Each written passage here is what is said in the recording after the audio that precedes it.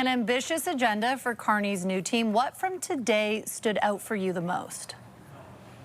Well, I'll pick up, Heather, where Mike left off, because that contradiction around pipelines between the position asserted by the Prime Minister in our interview and then the comments from Stephen Guilbeault this morning, that certainly stood out. And it wasn't the only contradiction. There was also one around housing with Gregor Robertson, the new Minister for Housing, essentially saying that he didn't think that driving prices down necessarily was what was going to make houses more affordable, that the focus should be instead on increasing the supply of affordable homes. And that is, again, in contrast from what Mark Carney said yesterday. So what the Prime Minister said yesterday. So that contradiction and where it goes, ultimately, you know, the degree to which the Prime Minister has the ultimate say, and he seems to indicate that he will, that'll be something I think to keep our eyes on.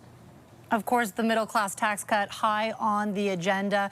Is that going to be enough, though, to make a dent in the affordability issues that Canadians are facing? Well, I think the Liberals have estimated, the government has estimated it saves the average two-couple household about $840 a year. And that's not nothing. That is significant. But I think there's a whole lot more that they promised to do. It is interesting that it sounds like there won't be a budget, for example, just a fall economic statement. So we'll have to, I guess, keep asking questions about what else they plan to do in short order to address the affordability crisis. I'll also be watching, though, in the vein of that, to keep an eye on whether or not other parties support that tax cut as it gets into Parliament.